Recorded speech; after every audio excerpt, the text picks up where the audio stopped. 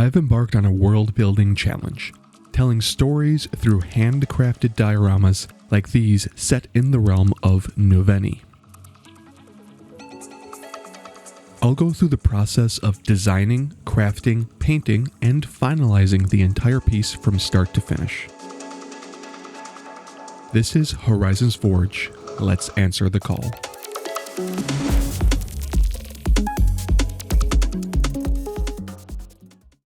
I've never considered myself an artist, although this might be imposter syndrome talking.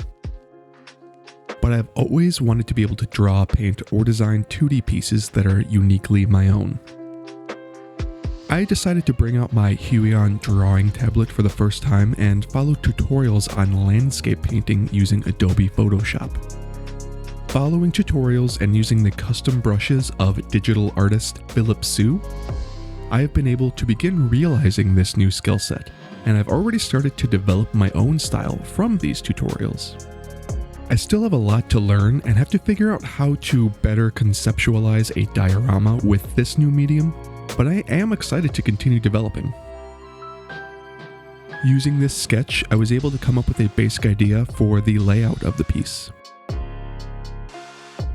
Like I said, I still have a lot to learn about basic art principles and the overall process of creating art. For my first ever piece, I think this turned out fairly well. I also, like usual, hopped into HeroForge to create the main character of this piece. I remembered I had an unused base in my closet that has a bit of a defect. It looks like the Sculptamold that I used didn't properly adhere to the foam, which is a first for me.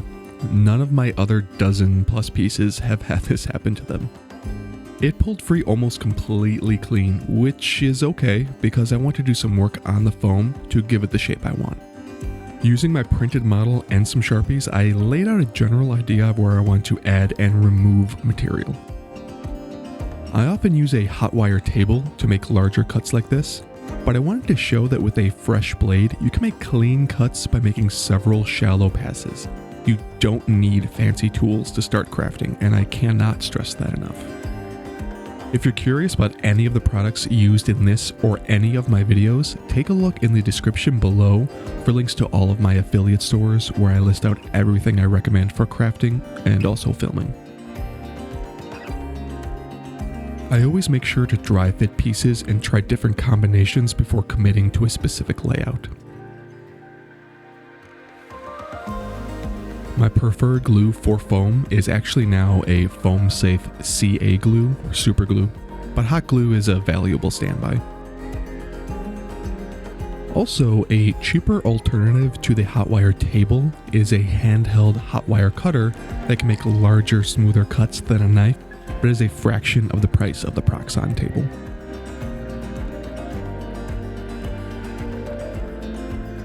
I wanted to create an overhanging cliff with a path leading up, so I started carving away chunks until I got a general shape that appealed to me.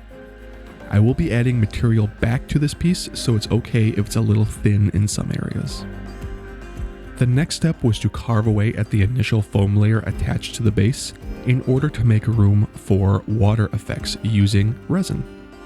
I only wanted a slight slope, as it is intended to be only the edge of the oasis, with indication that it's much larger than what is actually shown on the piece itself. The hot wire makes quick work of the larger pieces that needed to be removed, but I brought the knife back out in order to shape it where space was a bit tighter. After gluing on the cliff, it was time to get to my favorite part of this specific build. I tend to either carve foam to look like rock or use these plaster rocks made from silicone molds to create rock texture. Since I've been using these for over a year now at this point, some of the pieces can start to look a bit similar or redundant across all of my builds. I have found that breaking them into pieces, rotating, flipping, and inverting them has helped me create more variation in aesthetics. I make sure to hold different pieces together and in different locations so I can come up with a realistic pattern. And if you need, you can always go back and continue to remove your surface material in order to allow for other pieces to fit better. In this particular case, the foam is strictly there for structure, as the rocks themselves will create the design and space. One thing I did with this build is to fill as many of the large gaps as possible with smaller fragments of rock that were broken down from their larger form. So far, this foam piece is far too anemic looking and kind of reminds me of a sad clam, so I'll make sure to bulk it out with even more rock pieces.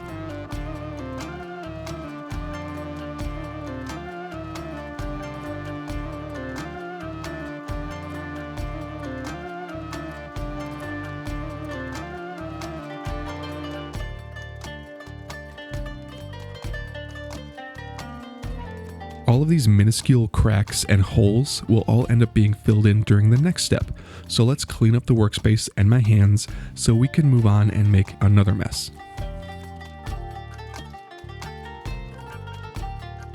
I added a couple more rocks off screen to help tie the piece together, and then I'm going to be adding a layer of Sculptamold over the entire surface. I want the flat foam areas to remain smooth and the rocky areas only covered enough to blend it all together in order to retain their textures.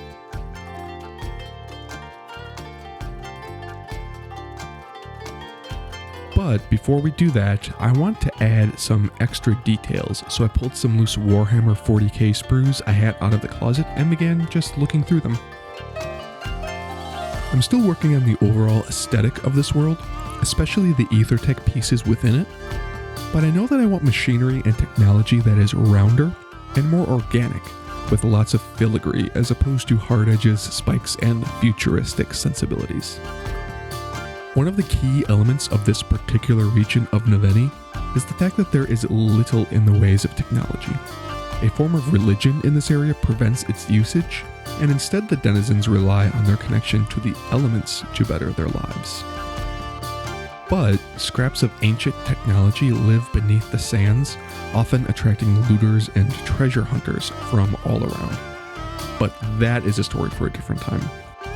After mixing the Sculptamold, which is essentially paper pulp and plaster, with water, I made sure to scuff the surface with a wire brush to make sure that it adhered completely to the foam so that we didn't have a repeat of what happened at the beginning of the video. With the mixture completely uncured and totally wet, I smoothed it over the flat surfaces.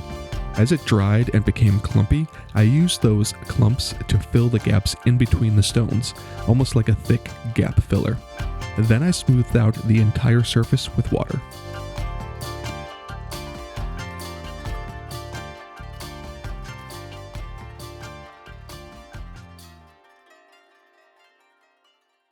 I've shown this technique quite a few times before, but using a light neutral colored grout and tinting it with chalk pastels is a great way to create a smooth ground cover that's exactly the color that you need. You can add gravel to the mixture or on top of it later as you see fit to get the texture that you're looking for. This particular piece is set in a desert scene, so it needed to be incredibly fine. Since I didn't really want to tint the grout with paint from my rocks, I made sure to paint them first with a brown wash. Plaster soaks up the paint very well and creates a natural looking gradient of color. Then, using my airbrush, I tinted the remaining white parts in a golden tan color to make sure no white peeks through the grout mixture if it cracks or chips. This step isn't totally necessary, but I make sure to do it just in case. It's a bit of a holdover from my days as a wargaming and D&D terrain crafter. Now, I apply a thick layer of PVA glue to all the areas that I want the sand mixture to stick to. Then I use a fine sifter to sprinkle it all over the diorama. Tapping it gently with a hard object helps keep the coating minimal. Obviously, I want the rocks here to be sandy, but not completely covered, so I brush away any excess from them so they show through clearly.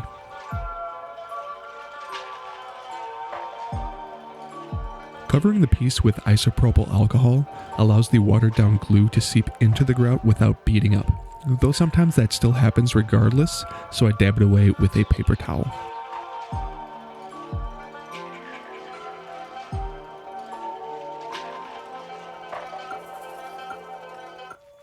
wanted to, instead of mixing it in, add some gravel directly to the top of the grout in select areas to create more visual interest. The same steps apply here.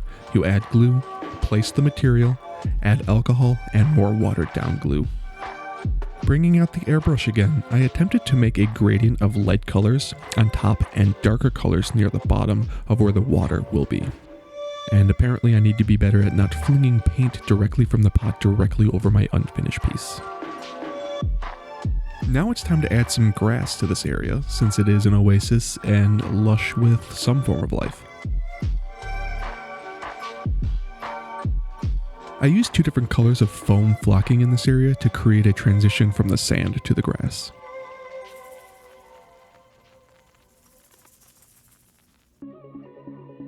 I'll be filling this entire corner area with resin, so I want to add the initial layer of vegetation here now so that it's visible under the water. I glued on a collection of grass tufts as well as some moss to act as detritus in the water, and I made sure to paint the machinery pieces that reside under the oasis.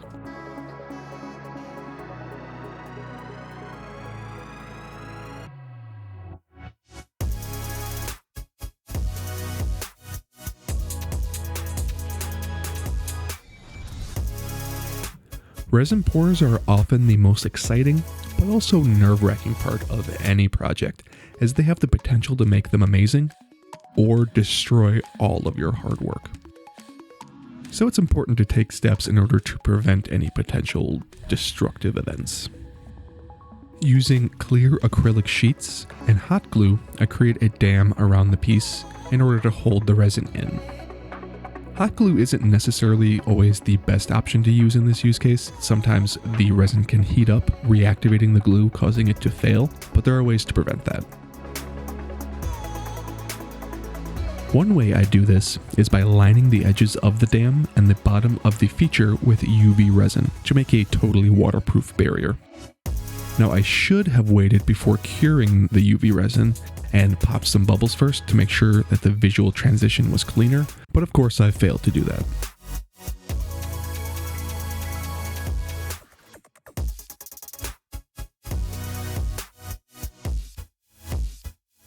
I exclusively use the 2-part resins from Let's Resin, as they come out nearly perfect almost every single time, unless I personally make a very egregious error.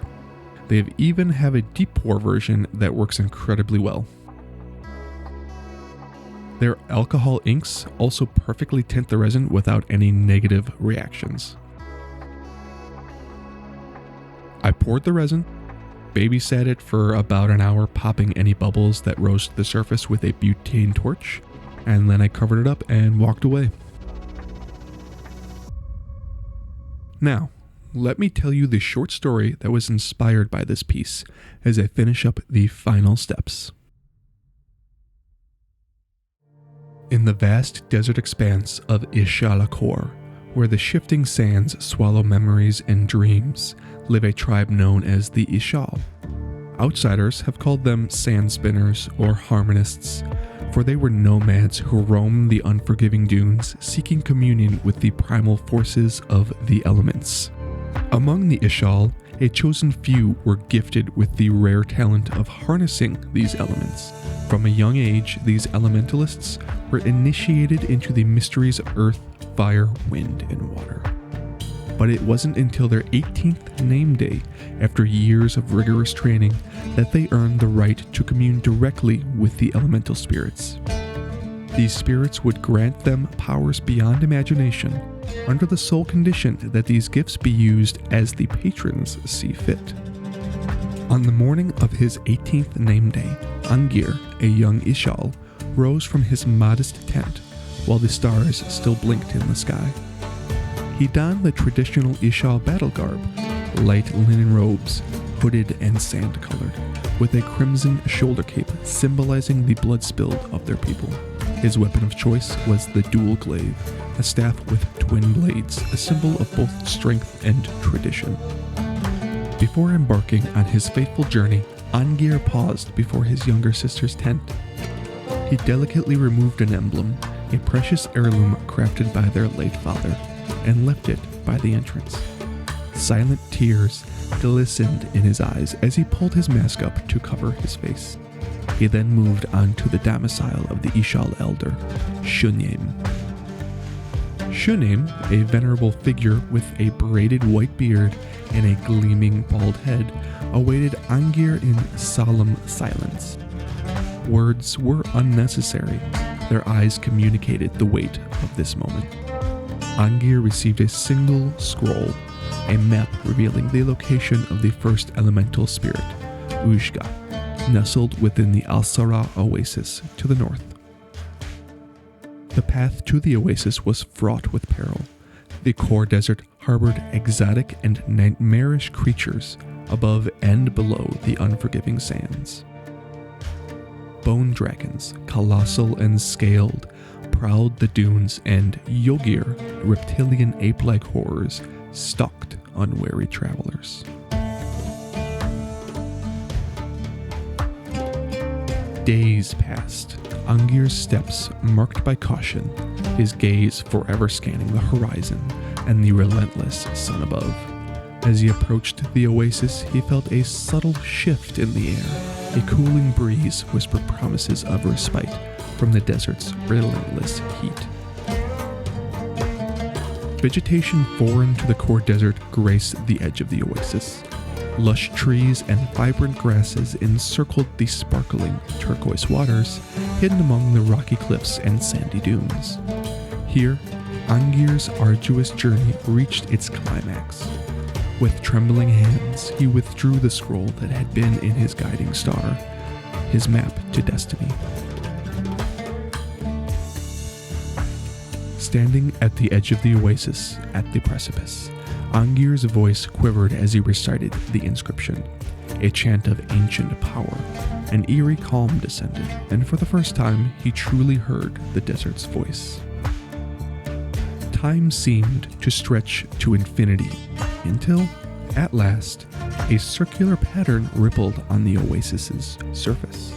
An immense force surged within Angir, rising like a storm.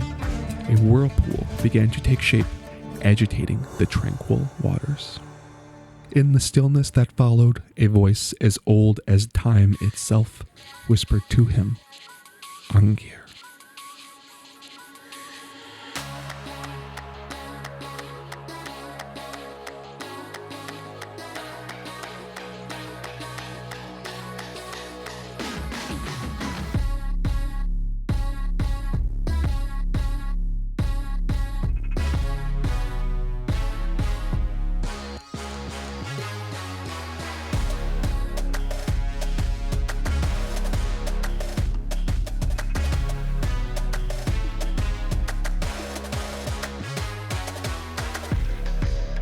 I just want to thank all of you who take time out of your day to watch my videos and listen to me tell my stories. It means so much that you're here to share this journey with me. Don't forget to like, subscribe, and check out all of my links in the descriptions below. There you can find my Amazon and merch stores, website, and most importantly, my Patreon, where I'll be sharing much, much more of the world of Aethercall in the days to come. Thanks again. See you in the next one.